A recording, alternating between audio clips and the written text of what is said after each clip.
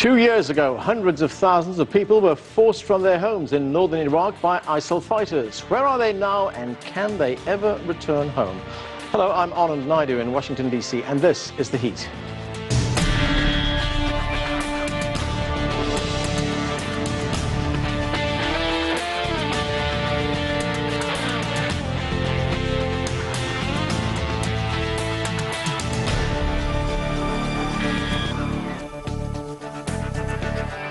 ISIL's massacre of the Yazidi people made headlines around the world. In August of 2014, as many as 400,000 Yazidis fled when ISIL fighters captured their town in northern Iraq. Thousands took refuge on nearby Mount Sinjar, while others fled to Turkey, Greece and Europe.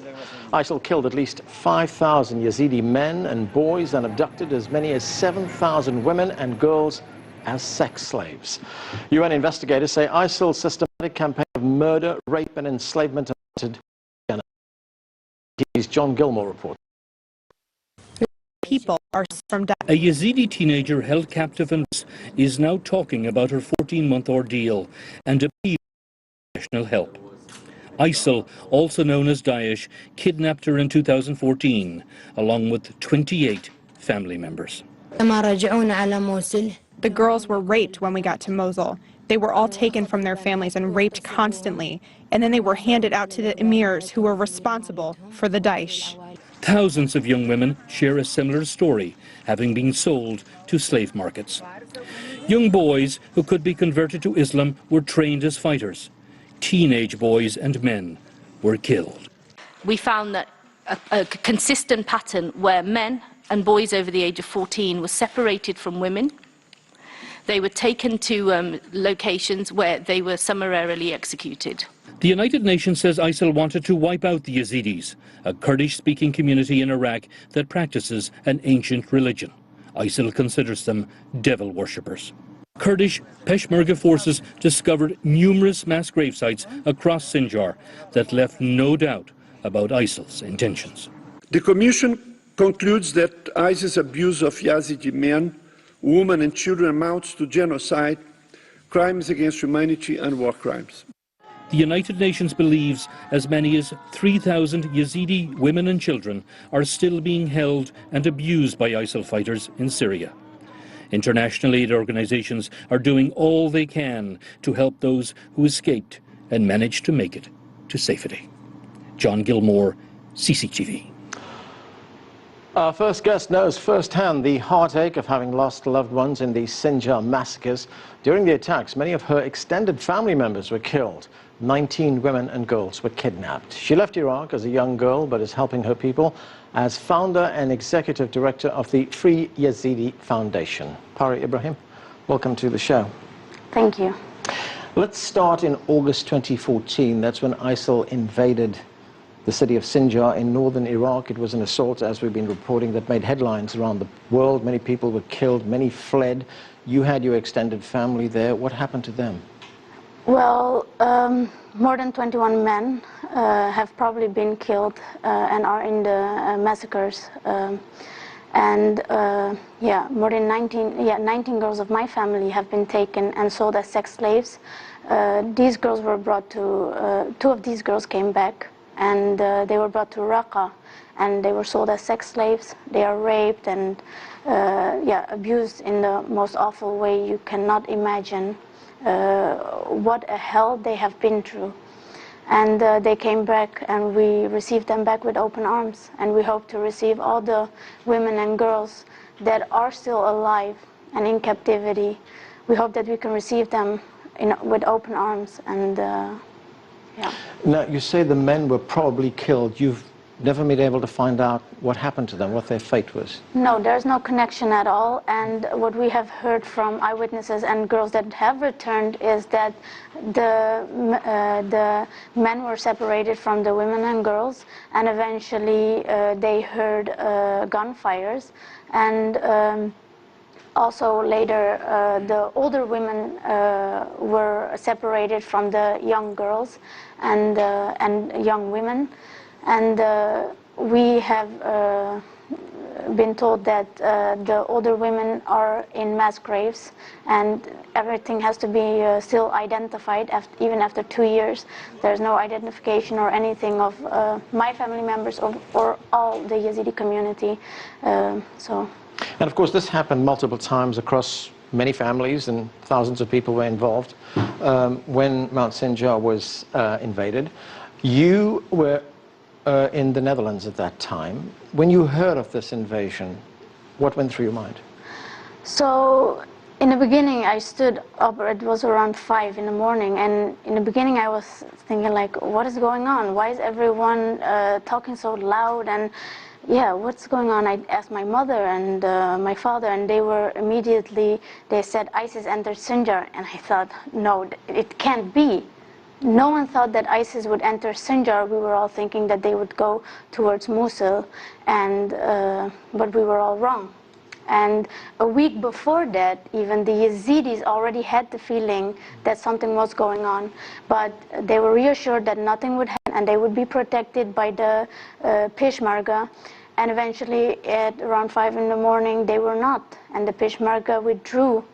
Don't know what the reason is, but the civilians were left unarmed, and so it was that the Yazidis, a genocide was committed by ISIS against the Yazidi population, and a massacre happened. Now, at that point, you hear about this taking place in Mount Sinjar. You're in the Netherlands. At what point did you decide, I need to do something about this?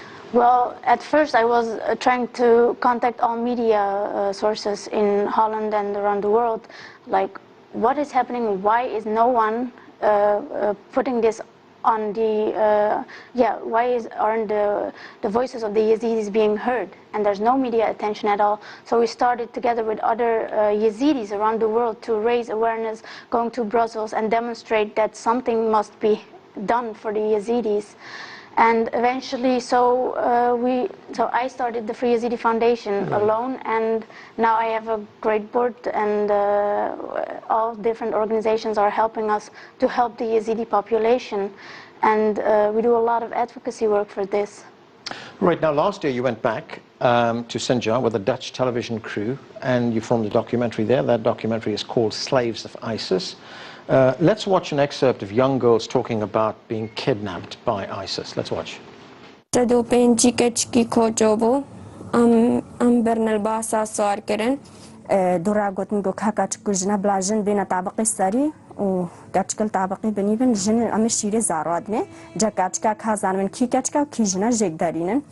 هاتن كنانيف مدى هرتق چارتاتن پنجتان بكيفا خوشخورة اختارت كنو كاتشكت بره ما قوتا حراسكي ما قو هني تشلو قنشمو او بخده ويتا زواج وزواج مقو ليدان ملوادن وقو هاتي تشتي بيسوي بواقن هوني طلبا دين ويلواقن. When you saw these young girls, when you interviewed them, did it ever occur to you, this could have been me? Yes, of course, because ISIS was systematically killing the Yazidis and taking the women as sex slaves. They even said it in their Dabiq number 4. They say, we wanted to eradicate the Yazidis because they are devil worshippers and non-believers. So yes, I am Yazidi. It could have been me if I lived there in Sinjar. Why did ISIS invade that part of Iraq? Was there some kind of strategic benefit in their battle to take that? What was the reason? So everyone is asking, why did Sinjar go to the Yazidis and why did they not go to Mosul? Right. We do not know what the reason is. Eventually we see that they got what they wanted. They wanted to eradicate the Yazidis, but thank to God, eventually America stood up and they started airstrikes against the ISIS. And so, together with the YPG and the PKK, they could open a corridor, and eventually all the Yazidis who were on top of the mountain could flee through the corridor to a safer place in Kurdistan. And how long did that take? Because the invasion took place in August of 2014, so at what stage was that, did they find relief? That was after many days. I think it was after 9 or 10 days, and then finally, but I mean, they were too late, of course, but if they did not act at that moment, much worse things could have happened, as if this is not worse. The girls are living in a hell. But I mean, like, at least now some Yazidis have been spared.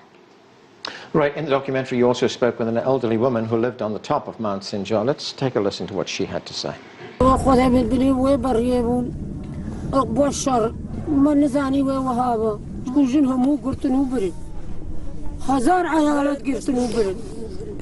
رب العالمين هنا كشتنو هنا اشتهنا بحجين هنا دامرين نقدر داير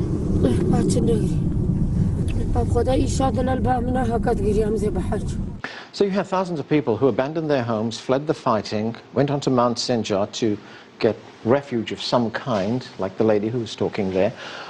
What's happened to them? Have they been able to return to their homes?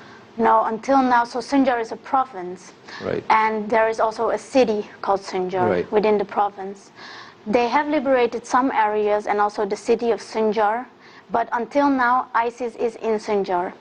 And the Yazidis cannot go back home because everything is demolished. There's nothing left to live. And even ISIS has put in landmines in houses and on the roads so that if the Yazidis would return to their homes, they would be killed anyway. So I myself think, and I'm the executive director of the foundation, I think that even after 3 years, my people cannot go back to their homes. Because until now, after 2 years, ISIS is still in Sinjar.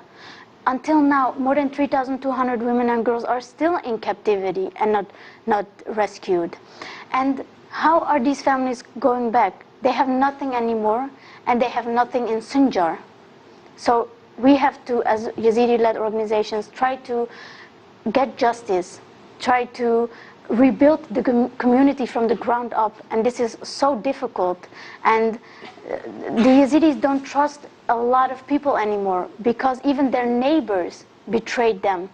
Some of their neighbors, like teachers of their children, became ISIS fighters as soon as ISIS entered Sinjar.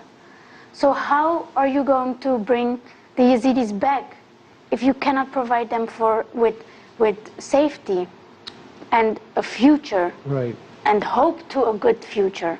As you say, it's very difficult. So in Sinjar itself, in the town or the city, ISIS fighters are there and they are able to move around freely? Is there no resistance at all? There is now, at the moment, there is resistance, but they're not getting any further. We know that there is a plan to take over Mosul. They say that if they take over Mosul, then they can take over Sinjar. But even when taking over Mosul, we have to be careful that there are people who are innocent inside of Mosul. I'm also talking about these 3,200 women and girls and children who are inside of Mosul or, for example, Raqqa. Okay, I want to play you another quick clip of your documentary. This is a young Yazidi girl talking. Let's watch. I'm همو 18 ماينة بس كتاكي مساعدة مانا كريا وكتاك مساعدة ماناكا هتانوها كتاك نهات يا باما نقول يمي مساعدة كيش ورقن ونت كتاك نهات يا باما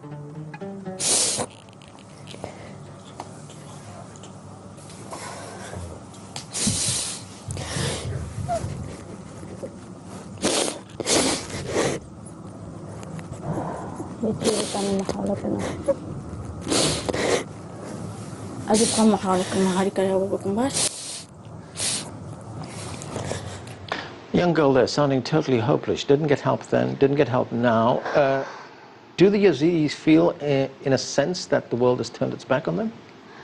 Well, yes, they feel this way because so many of our people have been killed and so many girls have been taken. And if you see that it has been taken 2 years, and it is so difficult to rescue these girls, to liberate Sinjar. We feel left alone by the world, and I think we have all right to, because we have all these mechanisms to prevent genocide, to protect. And this was genocide. And right? this was genocide.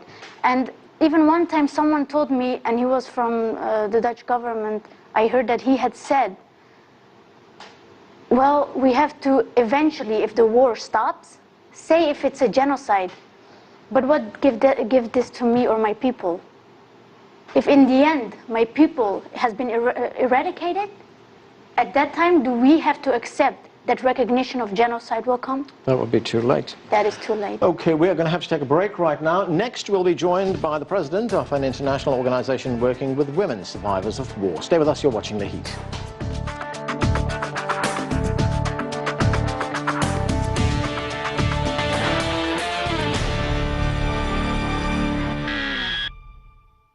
Welcome back to The Heat. We're discussing the plight of Iraq's Yazidi people who were slaughtered by ISIL in 2014.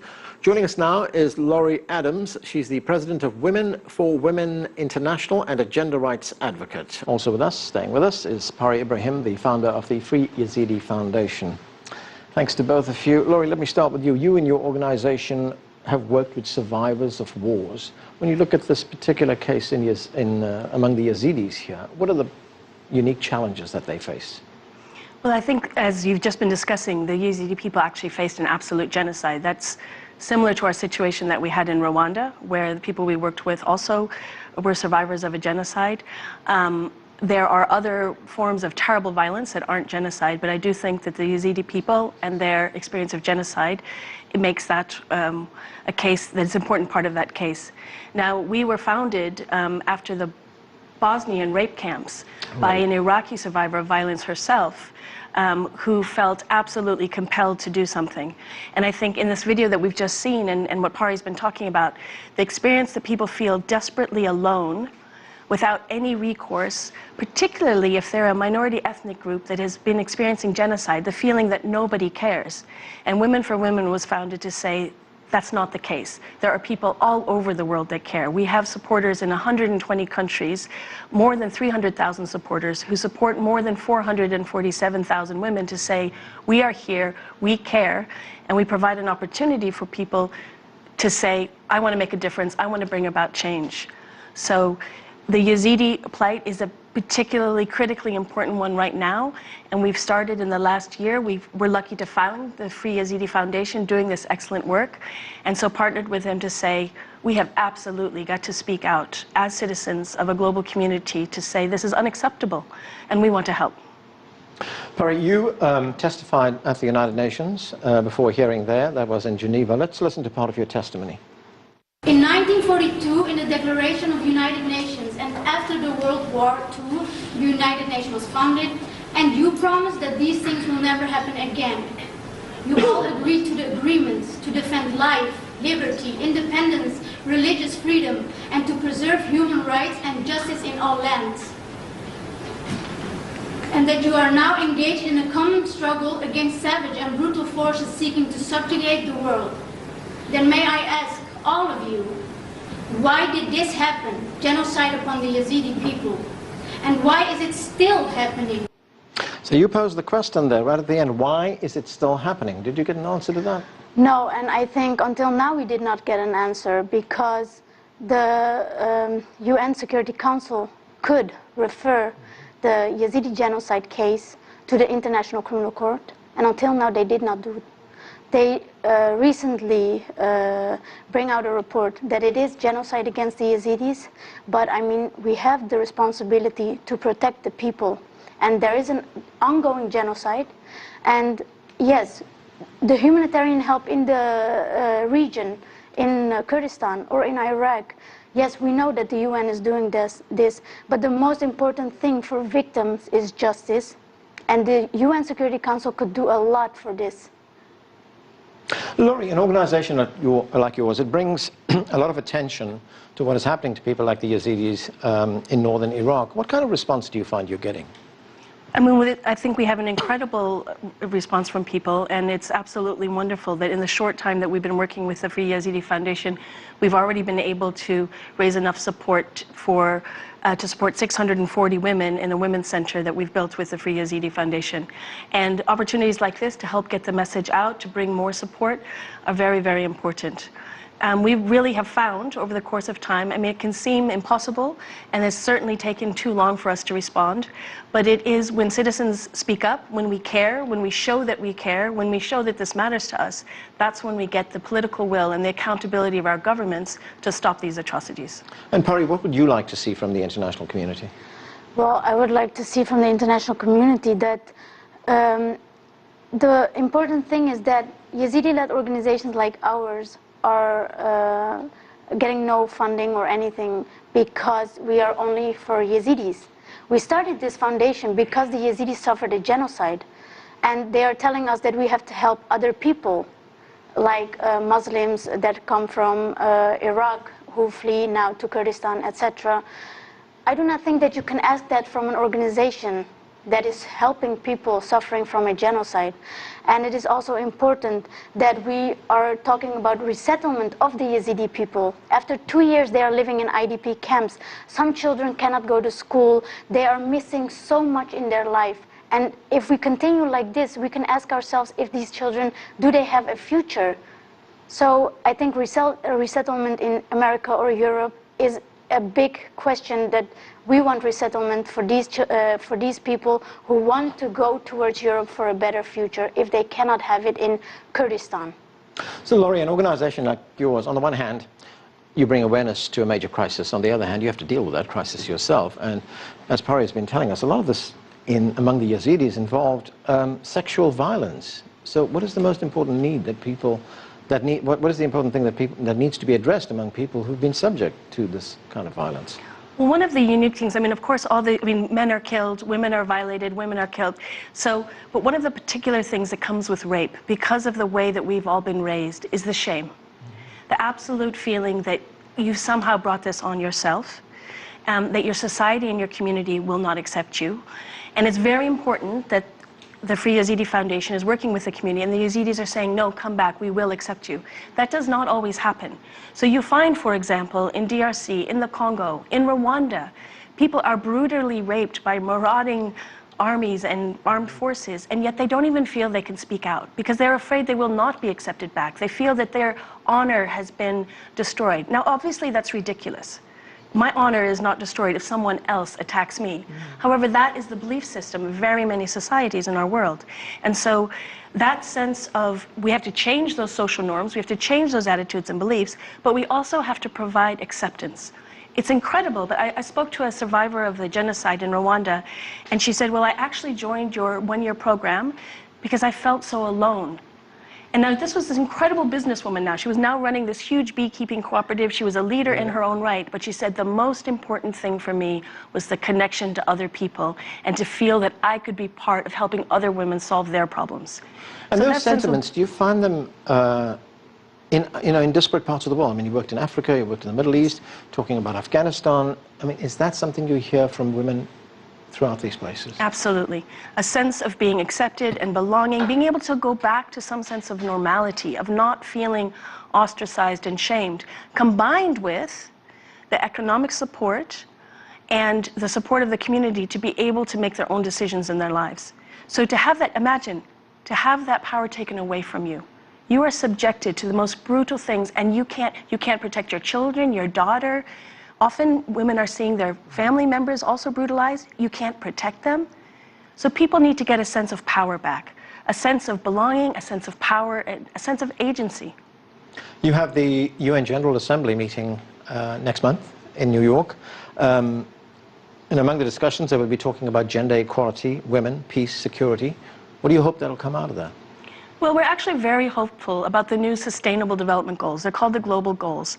And in amongst these 17 goals, there's Goal 5 is a standalone goal for women's rights. And this is a huge step from the Millennium Development Goals.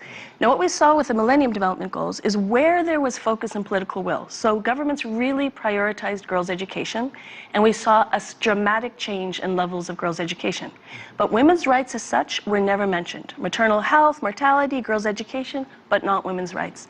The world community has now recognized that unless women have equal power, we cannot bring about the end of poverty and injustice for anyone. That's a fundamental change. We are extremely hopeful. And the other change is that both our countries in the global north and countries in the global Right. south have signed up. It's a genuinely global commitment. And you are expecting progress in New York next month? Progress takes time, and it takes all of us to stand up and insist on progress. Okay, we're going to have to leave it there. Thanks to both of you for joining us.